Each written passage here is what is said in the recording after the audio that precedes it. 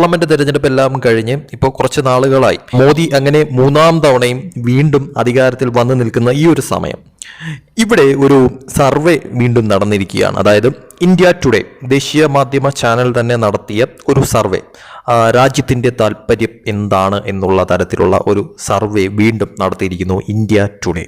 അപ്പോൾ ആ ഇന്ത്യ ടുഡേയിലെ ആ റിസൾട്ടും ആ ഒരു ചോദ്യം എന്ന് പറയുന്നത് ഇനി അതായത് അടുത്ത പ്രധാനമന്ത്രിയാകാൻ ഏറ്റവും അനുയോജ്യൻ ആരാണ് എന്നതാണ് ആ ഒരു ചോദ്യം എന്ന് പറയുന്നത്. ആരാണ് അടുത്ത പ്രധാനമന്ത്രിയാകാൻ ഏറ്റവും അനുയോജ്യനായിട്ടുള്ള വ്യക്തി?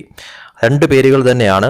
ഒന്ന് പ്രധാനമന്ത്രിയായിട്ടുള്ള നരേന്ദ്രമോദി, അതുപോലെ തന്നെ രണ്ടാമത്തേത് പ്രതിപക്ഷ നേതാവായിട്ടുള്ള രാഹുൽ ഗാന്ധി. ഇവർ രണ്ടുപേരും തന്നെയാണ് അതിൽ വന്നിരിക്കുന്നത്. ആ ചോദ്യത്തിൽ ഇവർ രണ്ടുപേരും തന്നെയാണ് ഉൾപ്പെട്ടിരിക്കുന്നത്. അപ്പോൾ ഇതിൽ എത്ര പെർസെൻറ്റേജാണ് നരേന്ദ്രമോദിക്ക് കിട്ടിയിരിക്കുന്നത്, എത്ര പെർസെൻറ്റേജാണ് രാഹുൽ ഗാന്ധിക്ക് കിട്ടിയിരിക്കുന്നത് എന്നാണ് ഒരു കൗതുകകരമായിട്ടുള്ള ഒരു കാര്യമെന്ന് പറയുന്നത്. തീർച്ചയായിട്ടും ഇപ്പോൾ 2024 തെരഞ്ഞെടുപ്പ് കഴിഞ്ഞും നരേന്ദ്രമോദി മൂന്നാമത്തെ തവണയും വീണ്ടും പ്രധാനമന്ത്രി ആയി വന്നു. അപ്പോൾ ഇതിനിടയിൽ തന്നെയാണ് വീണ്ടും പെട്ടെന്ന് ഒരു സർവേ വന്നിരിക്കുന്നത്. ഇനി അടുത്ത പ്രധാനമന്ത്രി ആരാണ്, അടുത്ത പ്രധാനമന്ത്രിയാകാൻ ഏറ്റവും അനുയോജ്യൻ എന്നുള്ള തരത്തിലുള്ള ചോദ്യം. അപ്പോൾ രാജ്യം നൽകിയ ഉത്തരം എന്ന് പറയുന്നത്, ഈ ഒരു സർവേയിൽ വന്ന ആ ഒരു റിസൾട്ട് എന്ന് പറയുന്നത്, ഇന്ത്യ ടുഡേ നടത്തിയ ഈ ഒരു സർവേയിൽ വന്ന ആ ഒരു ഉത്തരം എന്ന് പറയുന്നത് തീർച്ചയായിട്ടും നരേന്ദ്രമോദിക്ക് കിട്ടിയിരിക്കുന്ന പെർസെൻറ്റേജ് എന്ന് പറയുന്നത് 49% ആൾക്കാർ പറയുന്നു നരേന്ദ്രമോദി തന്നെ അടുത്ത പ്രധാനമന്ത്രിയാകാനായിട്ട് യോഗ്യനായിട്ടുള്ള വ്യക്തിയെന്ന്. അടുത്ത പ്രധാനമന്ത്രിയാകാനും നരേന്ദ്രമോദി തന്നെയാണ് യോഗ്യനെന്ന് പറഞ്ഞവരുടെ ശതമാന കണക്ക് 49% പേര് പറഞ്ഞിരിക്കുന്നു. ഇനി പ്രതിപക്ഷ നേതാവിൻ്റെ കണക്കിലോട്ട് വന്നു കഴിഞ്ഞാൽ രാഹുൽ ഗാന്ധിക്ക് പറഞ്ഞിരിക്കുന്ന വ്യക്തികൾ എന്ന് പറയുന്നത് 22% പേര് രാഹുൽ ഗാന്ധി അനുയോജ്യനാണ് എന്നുള്ള തലത്തിൽ പറഞ്ഞിരിക്കുന്നു. അതായത് വലിയൊരു ഡിഫറൻസ് തന്നെയാണ് ഇപ്പോഴും നിലനിൽക്കുന്നത്. കാരണം 3 തവണ പ്രധാനമന്ത്രിയായി വന്ന നരേന്ദ്രമോദി നാലാമതും പ്രധാനമന്ത്രിയാകാനായിട്ട്, അടുത്ത പ്രധാനമന്ത്രിയാകാൻ ആരാണ് അനുയോജ്യൻ എന്നുള്ള ആ ഒരു ചോദ്യത്തിനുള്ള ഉത്തരം 49 എന്ന ആ ഒരു വലിയ ശതമാനത്തിൽ നരേന്ദ്രമോദി ഇപ്പോഴും നിലനിൽക്കുന്നു എന്നത് തീർച്ചയായിട്ടും നരേന്ദ്രമോദിയെ സംബന്ധിച്ചിടത്തോളം ഈ ഒരു മൂന്നാമത്തെ പ്രാവശ്യവും പ്രധാനമന്ത്രിയായി വന്നു. ഇനിയിപ്പോൾ 4ാമത്തെ പ്രാവശ്യവും പ്രധാനമന്ത്രി ആരാകണമെന്നുള്ള ചോദ്യത്തിനുള്ള ഈ ഒരു കണക്ക് അത് തീർച്ചയായിട്ടും നരേന്ദ്രമോദിയെ സംബന്ധിച്ചിടത്തോളം വളരെ വലിയൊരു നേട്ടം തന്നെയാണെന്ന കാര്യത്തിൽ സംശയമില്ല. രാഹുൽ ഗാന്ധി വളരെയധികം പിന്നിൽ തന്നെയാണെന്ന കാര്യത്തിലും സംശയമില്ല. ഇപ്പോഴും 22% രാഹുൽ ഗാന്ധിക്കുള്ളത്.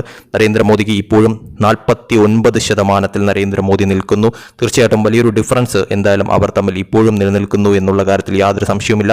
3ാമത്തെ തവണയും പ്രധാനമന്ത്രിയായിട്ട് വന്ന നരേന്ദ്രമോദി 4ാമത്തെ തവണയും പ്രധാനമന്ത്രി ആകണം എന്ന് ആഗ്രഹിക്കുന്നവരുടെ എണ്ണത്തിൽ വലിയൊരു വർധനവ് തന്നെയാണ് ഇപ്പോഴും ഈ രാജ്യത്ത് നിലനിൽക്കുന്നത് എന്ന കാര്യത്തിൽ ഒരു സംശയവുമില്ല എന്ന് ഈ ഒരു സർവേ റിസൾട്ട് പ്രകാരം പറയാൻ സാധിക്കുന്ന ഒരു കാര്യമാണ്. ഇത് ഇന്ത്യ ടുഡേ നടത്തിയ ഒരു പുതിയ ലേറ്റസ്റ്റ് ആയിട്ട് വന്ന ഒരു സർവേ റിസൾട്ട് തന്നെയാണ്. നമുക്കറിയാം, നമ്മുടെ രാജ്യത്ത് 3ാമതും പ്രധാനമന്ത്രിയായി വരിക എന്ന് പറയുന്നത് അത്ര ചെറിയൊരു കാര്യമല്ല. അത് വളരെയധികം പ്രയാസപ്പെട്ട ഒരു കാര്യം തന്നെയാണ്. അത് സാധ്യമാക്കി എടുത്തിരിക്കുന്ന ഒരു വ്യക്തി തന്നെയാണ് നരേന്ദ്രമോദി എന്നത് തീർച്ചയായിട്ടും അഭിനന്ദിക്കേണ്ട ഒരു കാര്യം തന്നെയാണെന്ന കാര്യത്തിൽ സംശയമില്ല. ആ ഒരു നിലയ്ക്ക് തന്നെ ഇനിയിപ്പോൾ 4ാമതും ആര് പ്രധാനമന്ത്രിയാകുമെന്നുള്ള ഈ ഒരു ചോദ്യത്തിന് തന്നെ ഈ ഒരു ദേശീയ മാധ്യമ ചാനൽ നടത്തിയ സർവേ റിസൾട്ടുകളിൽ പോലും നരേന്ദ്രമോദിക്ക് വ്യക്തമായിട്ടുള്ള ആ ഒരു മേൽക്കൈ വളരെ വലിയ തോതിൽ തന്നെ നിലനിർത്താനായിട്ട് സാധിച്ചിരിക്കുന്നു എന്നത് തീർച്ചയായിട്ടും ഞെട്ടിപ്പിക്കുന്ന കാര്യം തന്നെയാണ്. എന്തായാലും വീണ്ടും ഇനിയും 5 കൊല്ലം ബാക്കി കിടക്കുകയാണ് ഈ ഒരു ഭരണം.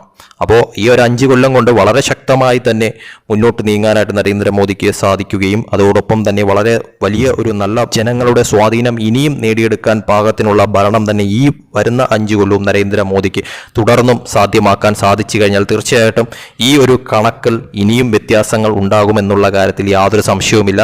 2029 വളരെ കംഫർട്ടബിളായിട്ട് നരേന്ദ്രമോദിക്ക് വീണ്ടും പ്രധാനമന്ത്രിയാകാൻ സാധിക്കുന്ന തലത്തിലേക്ക് എത്തിക്കാനും നരേന്ദ്രമോദിയെ പോലൊരു പ്രധാനമന്ത്രിക്ക് സാധിക്കുമെന്ന കാര്യത്തിൽ ഒരു സംശയവും വേണ്ട.